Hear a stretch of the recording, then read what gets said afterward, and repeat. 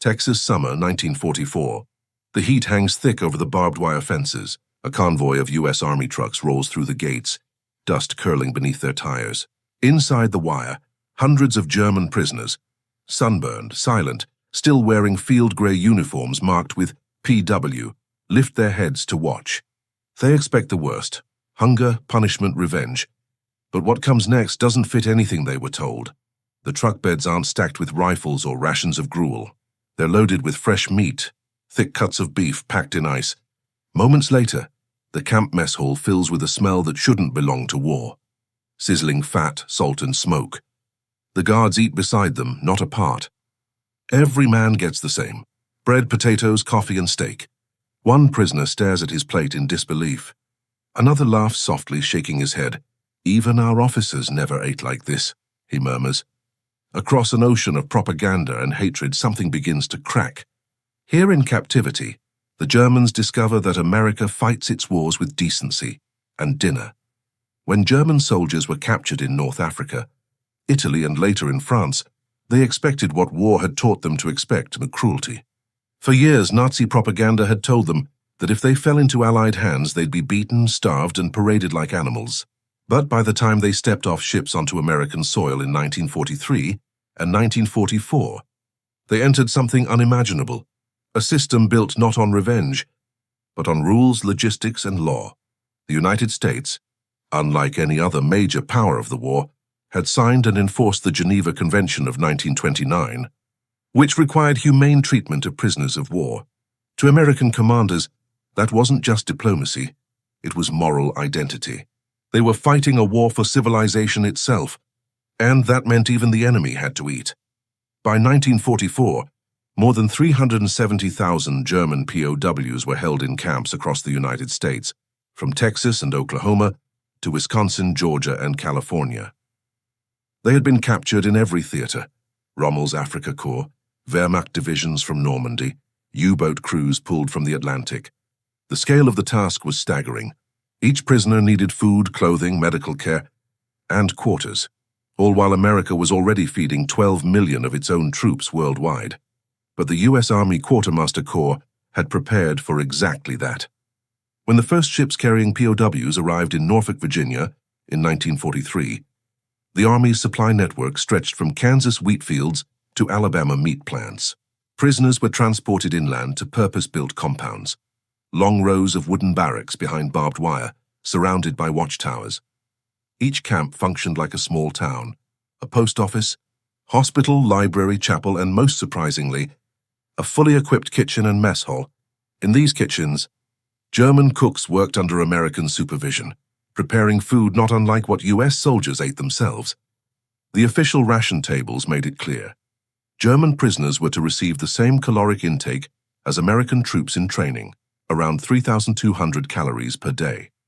That meant meat 3 or 4 times a week, vegetables daily, bread baked fresh every morning, and coffee served at every meal. When the first German prisoners saw the food, they assumed it was a trick. In one Texas camp, guards overheard POWs whispering that the steak must be poisoned, that no enemy would feed his captives like this. But the next day, the same meal was served again. And again the day after that. Soon disbelief gave way to laughter, then to quiet acceptance. Meanwhile, back in Europe, Germany was collapsing under Allied bombing. Cities burned, civilians starved, and frontline troops fought on empty stomachs. By contrast, their captured comrades in America were living in orderly camps with clean water, medical care, and regular meals. For many, it was the first time they had ever eaten to fullness. The United States had not just built a prison system, it had built a mirror. In it, the prisoners saw the difference between a totalitarian state that consumed its people and a democracy that could feed even its enemies. Not everyone in America approved. Letters poured into newspapers. Why are we giving steak to the men who bombed our boys? To that, the War Department replied simply, because we are not them.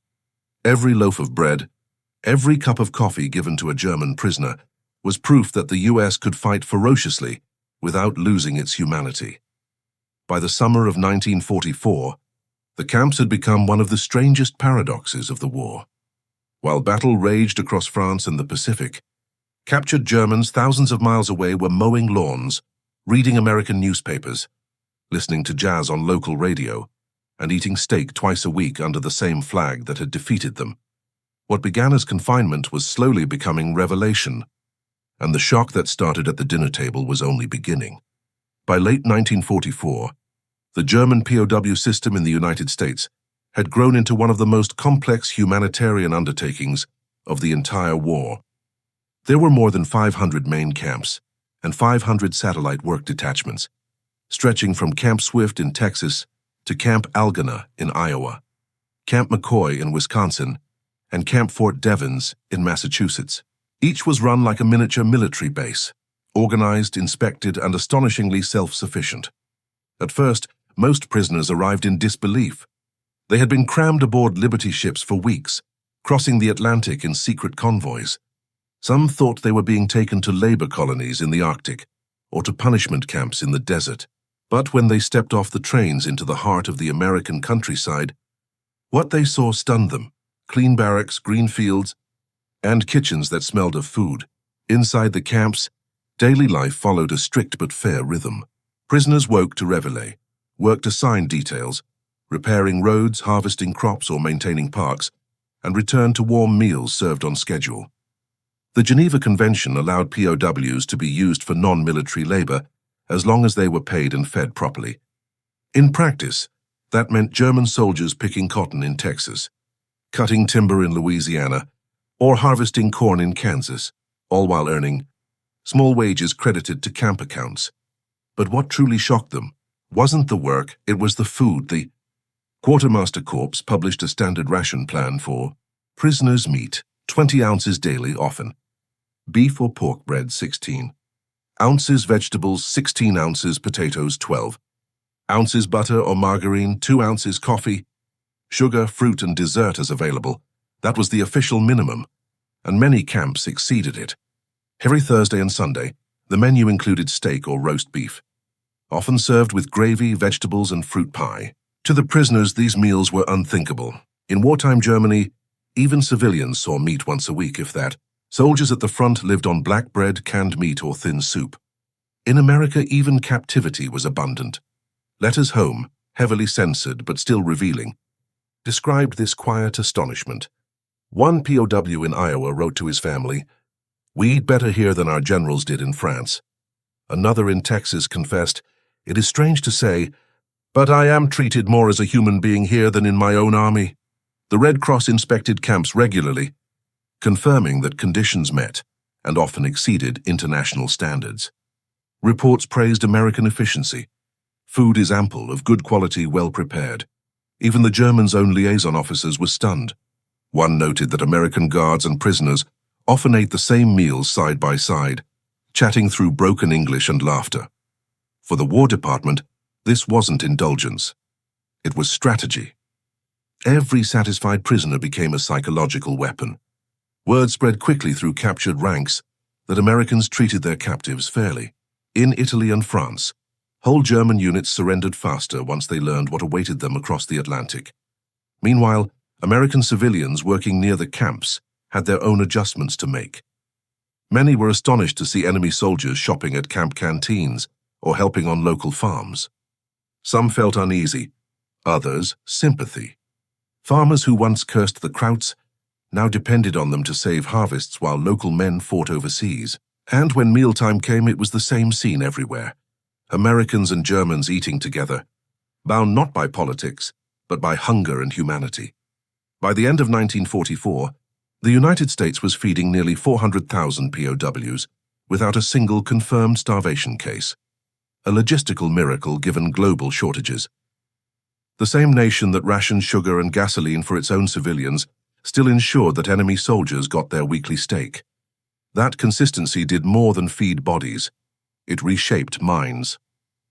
For thousands of Germans, captivity in America became the first time they saw democracy in action, disciplined, organized and decent even in victory.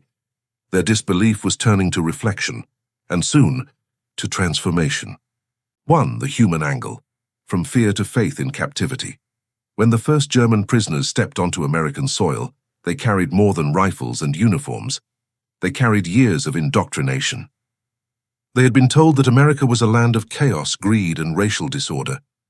That captured soldiers would be beaten or left to rot. But within days of arrival, those beliefs began to collapse. Not through speeches, but through small acts of routine kindness. A guard sharing coffee on a cold morning. A nurse treating a prisoner's wound with quiet professionalism. An American officer addressing them not as beasts, but as soldiers. And then, the first steak dinner. For many POWs, that moment was their first real collision with the idea of moral strength. The United States wasn't winning just because of its machines. It was winning because it could afford mercy. Where Germany's might was fueled by fear, America's was sustained by confidence, the kind that could feed its enemies and never feel weaker for it. In letters home, prisoners struggled to describe it. We expected hatred. We found order and decency. Here, they don't shout. They just make rules, and everyone follows them. The effect was profound. Suspicion turned to respect, and respect turned slowly to reflection. In many camps, POWs began forming study groups, learning English, attending lectures on democracy and literature. It was as if, surrounded by freedom they didn't expect, they were discovering what discipline without brutality could look like. For those who had once marched under Hitler's banners, it was disorienting. For the Americans guarding them, it was confirmation that values could conquer violence. The moral angle, the strength of restraint wars, are often measured by destruction. But in the American POW system, victory took another form. The restraint not to humiliate. From Washington's perspective, this was both law and strategy.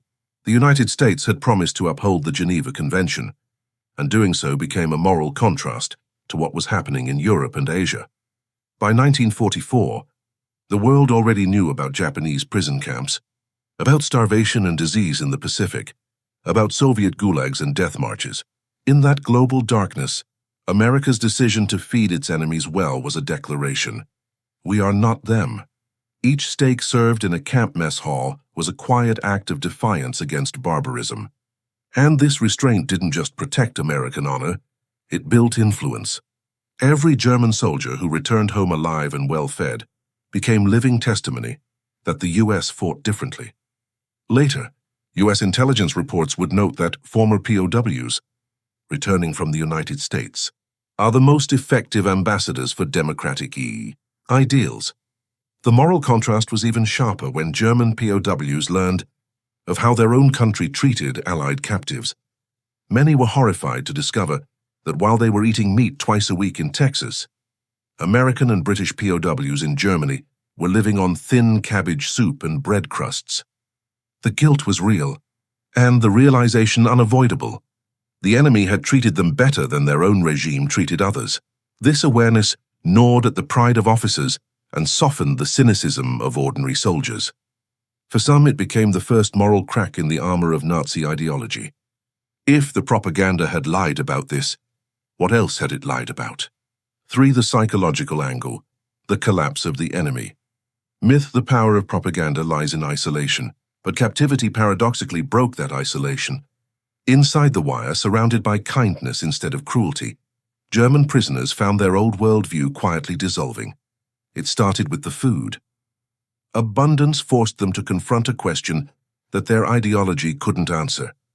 How could a decadent, corrupt democracy feed millions while their superior Reich starved its own? To men raised on slogans about Aryan superiority, the reality of America, its racial diversity, its wealth, its fairness, was disorienting. They saw black soldiers serving in the same army that treated Germans humanely. They saw discipline without terror, patriotism without fanaticism.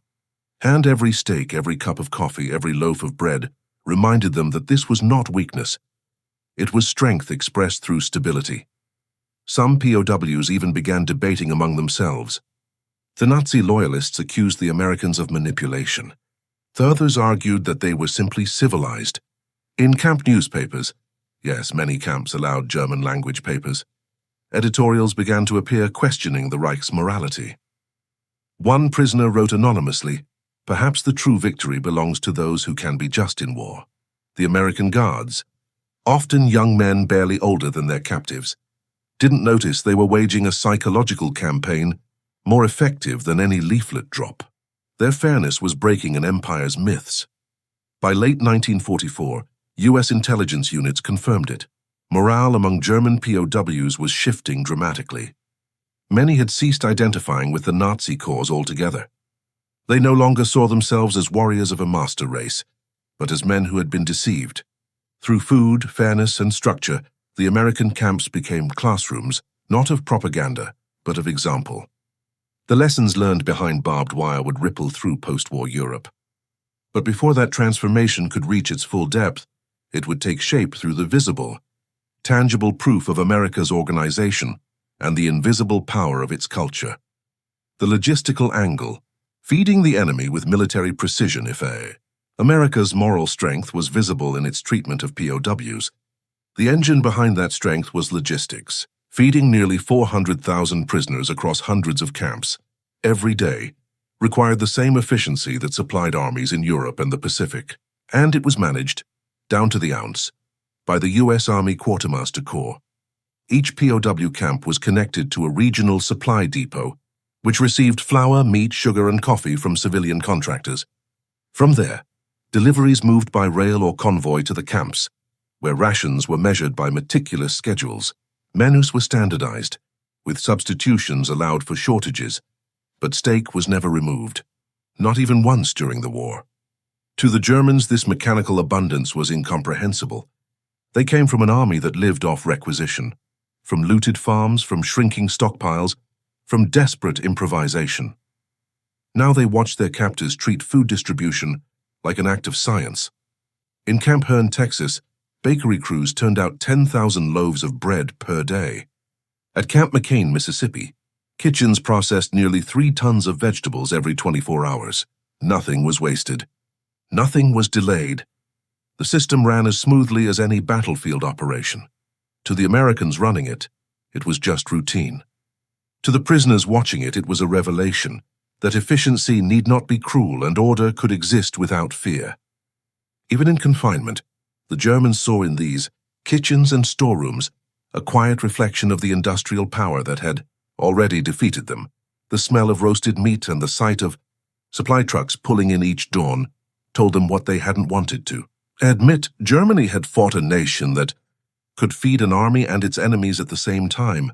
The cultural angle, democracy, served on a plate for many German POWs. The true shock of captivity wasn't the food. It was the culture that served it. They had been raised in a rigid hierarchy where privilege flowed downward and cruelty upward. Yet here in America, even guards shared the same meals. The commandant ate the same steak as the prisoners.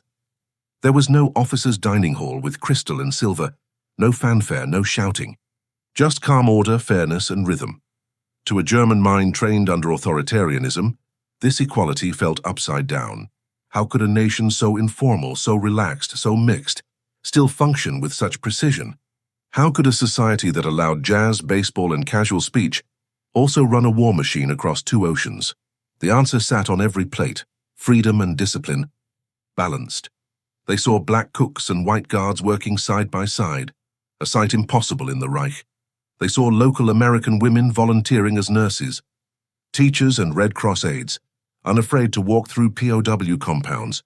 And perhaps most strikingly, they saw no hatred. The war for these Americans was not personal. It was procedural. German prisoners began to realize that democracy wasn't chaos. It was confidence. A system that trusted itself enough to show compassion, even to the men who had sworn to destroy it. That realization left a lasting mark.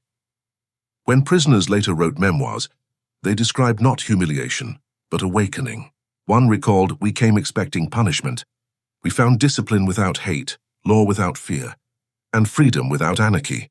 He added almost wistfully, "America was the first country I ever saw where men obeyed, not because they feared, but because they believed." For many, that discovery did more to erode Nazism than any battlefield defeat. 6. The propaganda angle, winning hearts without trying. The U.S. government never intended its POW program to be propaganda. But by the end of the war, it had become one of its most powerful psychological weapons.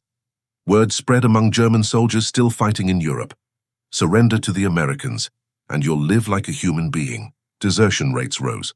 Entire units gave up without resistance once they heard what conditions were like in the US-German radio, tried to counter this narrative, insisting that the stories of humane treatment were lies. But returning prisoners through letters and Red Cross communication told the truth, and it was impossible to suppress.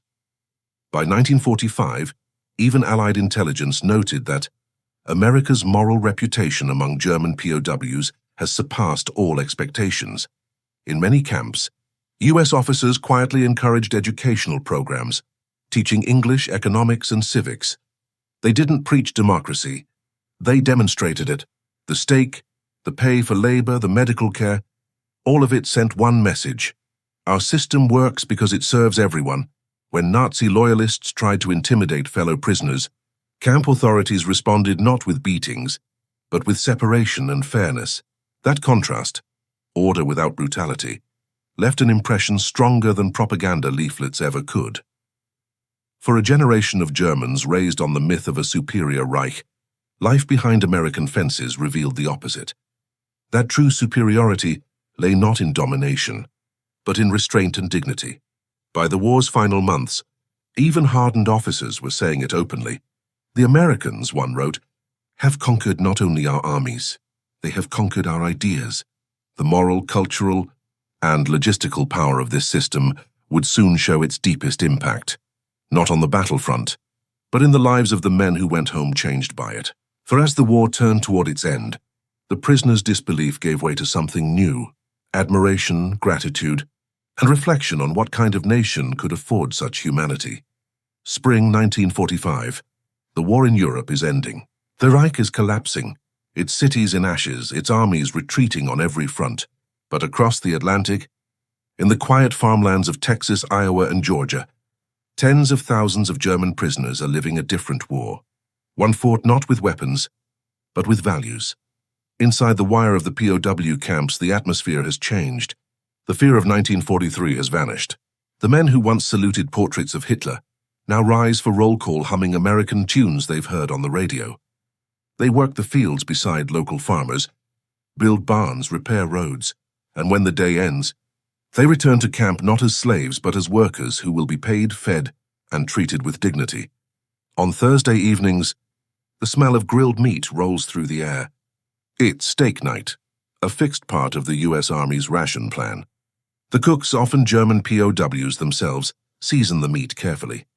Joking in English they've picked up from guards, the men line up with tin trays, laughing, relaxed, unafraid. To them, the war now feels like a memory, and each meal is a small reminder that even in defeat, they have been given something their homeland could not: humanity. News from Europe trickles in through camp newspapers and Red Cross bulletins. Berlin is bombed. Dresden burns. Civilians starve. In one Oklahoma camp, a group of prisoners reads a newspaper report that German civilians are being issued bread made with sawdust filler. That same afternoon, they sit down to thick steak, mashed potatoes, butter, and coffee.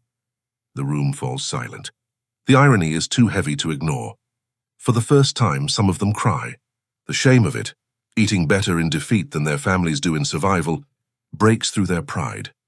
They are beginning to realize that this enemy they once mocked as decadent and weak had beaten them not only in war, but in principle. The camp commandants see it too.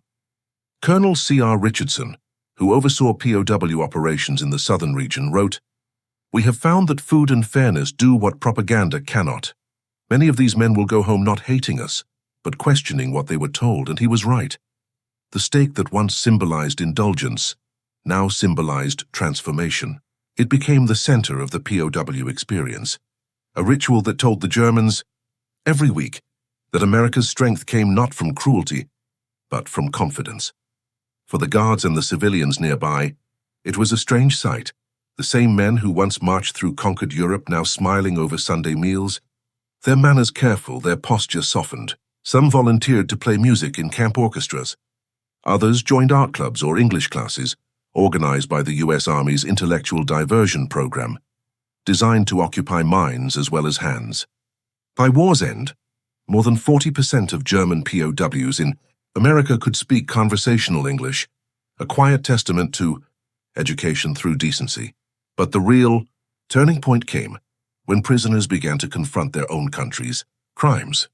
In April 1945, after the liberation of the concentration camps, newsreels and photos of Buchenwald and Dachau reached the POW camps. Many Germans refused to believe them. Others broke down in silence. One camp commander ordered a screening of documentary footage, showing skeletal survivors and piles of bodies. When the lights came back on, the mess hall was silent. A young corporal whispered, "If this is true, then everything we believed was wrong." And then the smell of dinner drifted in. Another reminder of the contrast between what their nation had done and what their captors refused to do. That night the meal was steak and potatoes. Few could eat it. For the Americans, this was not vengeance. It was justice through example. They didn't need to punish these men. The truth was punishment enough. And for the prisoners, that combination, moral strength without cruelty, power without hatred, became the final decisive blow to everything the Third Reich had taught them. By the time Germany surrendered in May, thousands of POWs no longer saw themselves as soldiers of a lost empire. They saw themselves as students of a system that had defeated them by refusing to become them. The war for their minds was over, and America had won it with bread, steak, and principle. Summer 1945. The guns in Europe have fallen silent. Germany is defeated.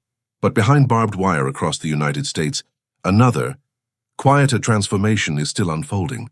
The transformation of belief. The prisoners, once defiant and proud, now receive news from home that leaves them hollow. Letters from families describe starvation, bombed cities, and lawless streets. Some mention how the food sent from America, through the Red Cross, is the only thing keeping them alive. The irony is unbearable. Their enemy feeds their families while their own government lies in ruins. At Camp Tonkawa in Oklahoma, a former Wehrmacht sergeant reads aloud a letter from his wife. She writes that she has not tasted real meat in months. Around him, men stare down at their plates where slices of roast beef gleam under yellow light. No one speaks.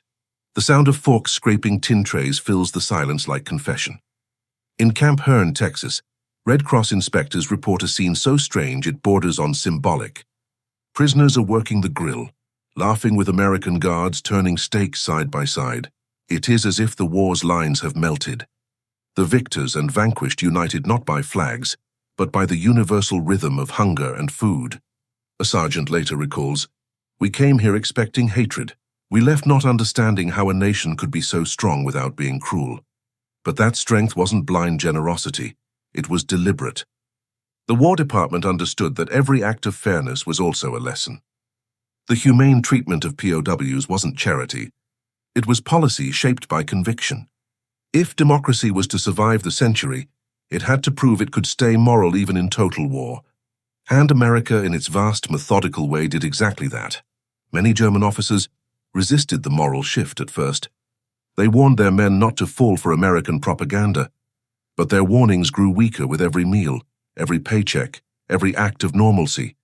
Some officers refused to eat, attempting to maintain dignity. Within weeks, they relented.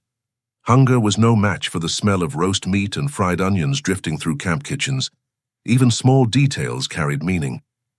In Camp Ruston, Louisiana, prisoners noticed that guards ate the same rations they did.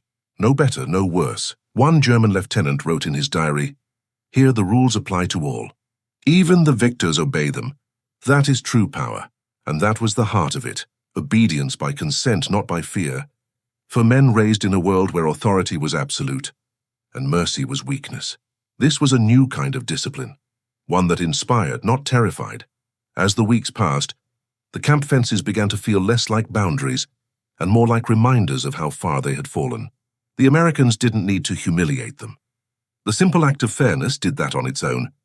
When the prisoners saw guards saluting officers without shouting, when they saw black and white soldiers sharing the same mess line, when they saw a democracy that functioned even amid victory, it became clear that Germany had not lost to chaos. It had lost to order without tyranny. By autumn, repatriation began. Buses and trains carried prisoners to ports for the long journey back to Europe. Some smiled, others cried. They had come as conquerors and were leaving as witnesses. witnesses to a country that had fought a total war without losing its soul. In the final inspections before departure, American officers asked for feedback. One German captain said quietly, "You have defeated us twice, once on the battlefield and once in how you treated us." He was not alone. Thousands echoed that sentiment as they boarded ships home. And when they returned to Germany's shattered towns, they told others what they had seen, that America's strength was not just in its weapons, but in its restraint, that even in victory, it had chosen humanity. The steak that had once symbolized their disbelief now became a memory of moral awakening. It was no longer a meal. It was a message. And long after the smoke of war faded, its meaning endured, that the truest form of conquest is to make one's enemy admire one's values. When the German prisoners finally began returning home in late 1945, they left behind the barbed wire and guard towers of America, but they carried something with them that no one could confiscate, a new understanding of freedom. They boarded ships from ports like New York, Norfolk, and Boston, staring in silence at the skyline of the country that had beaten them in war, and yet somehow restored their dignity in defeat. Their return was not triumphant. Germany lay in ruins. Cities were grey skeletons, food scarce, and families scattered. Many stepped off trains in Hamburg or Bremen to find homes flattened and relatives missing. The same men who had eaten steak and butter under the Texas sun now faced starvation in their own homeland. One former POW wrote in his journal, "We came back from America well-fed, healthy, and ashamed. Our people were starving. Our children ate turnips. How could this be?" That sense of guilt mixed with awe. For years they had believed that their nation embodied discipline, order, and strength. But America, with its casual ease, its diversity, and its abundance, had revealed another kind of order, one rooted not in fear but in trust. And for thousands of returning soldiers, that realization became the seed of change. U.S. Army intelligence officers noticed it immediately. Reports from occupied Germany described returning POWs as less hostile, more cooperative, and more receptive to democratic ideas. Many were placed in administrative or reconstruction roles precisely because they had lived in American camps and understood how self-governance worked.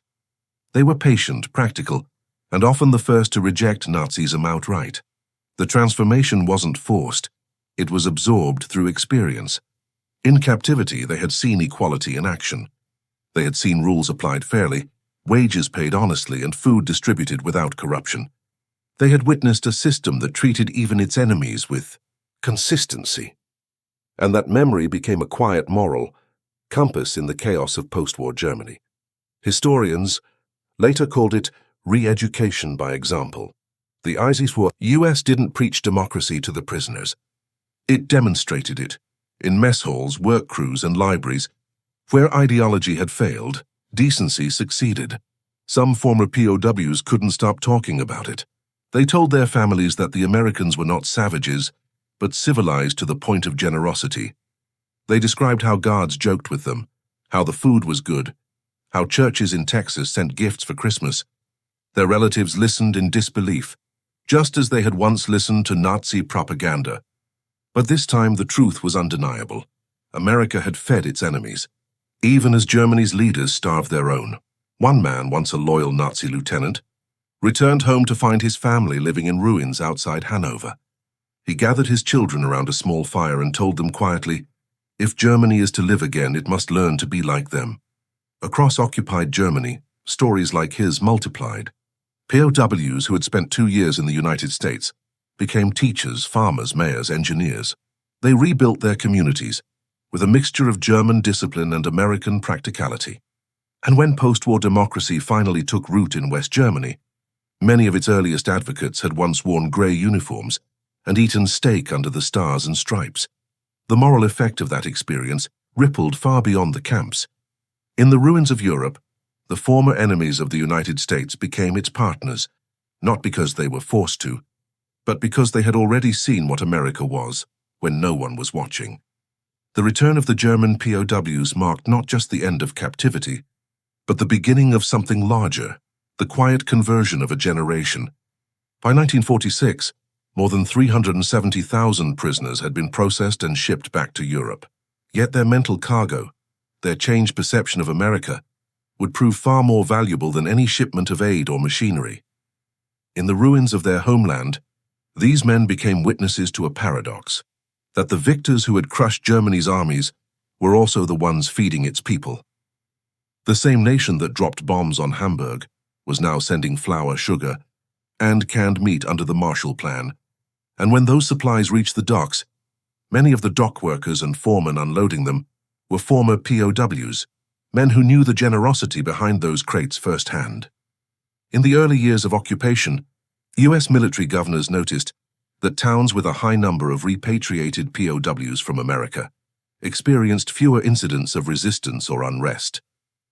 They cooperated with Allied authorities, organized food distribution fairly, and discouraged violence. They had learned that discipline didn't require tyranny, that justice didn't require fear.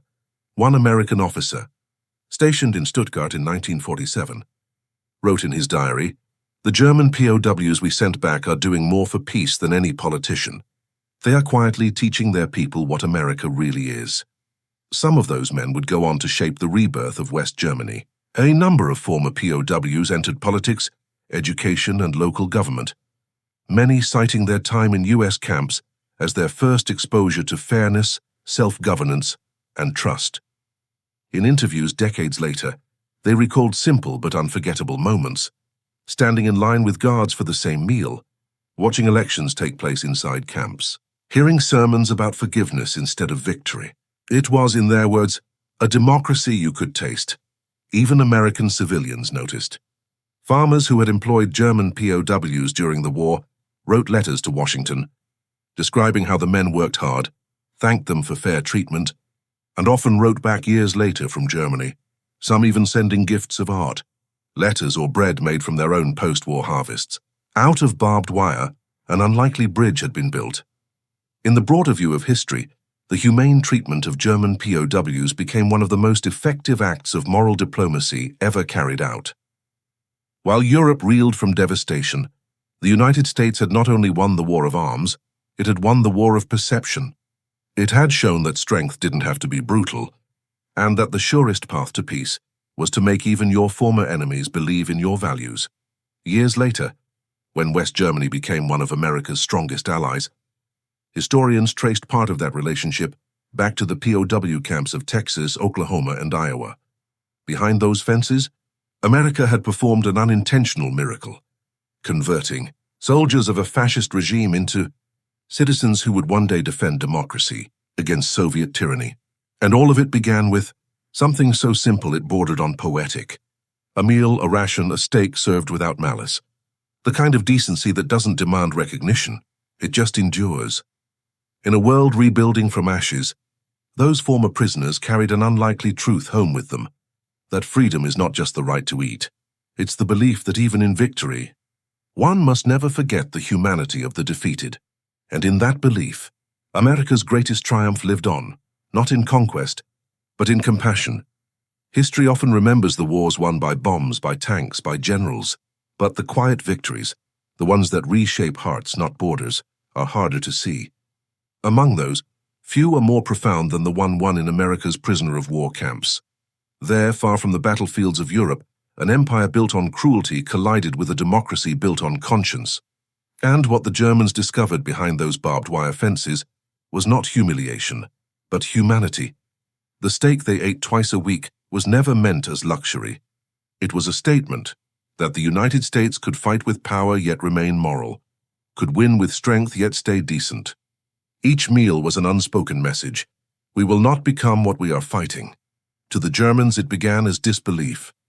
To America, it was routine, the natural extension of a nation that saw justice not as weakness, but as its greatest weapon. And long after the last camp closed, that routine compassion kept echoing, in the stories told by former POWs, in the letters they sent back, in the way they raised their children to believe that decency could rebuild nations. The world learned an unexpected truth, that a country's greatness is not measured by how fiercely it fights, but by how fairly it treats even its enemies. That mercy extended deliberately is not softness, it's supremacy of another kind. So when German POWs wrote home in awe that America let them eat steak twice a week, they were really describing something larger, the moment they realized that freedom feeds, tyranny starves. And in that difference lay the true victory of the war, because in 1945, when the world was starving for hope, America fed its enemies, and in doing so, fed the future.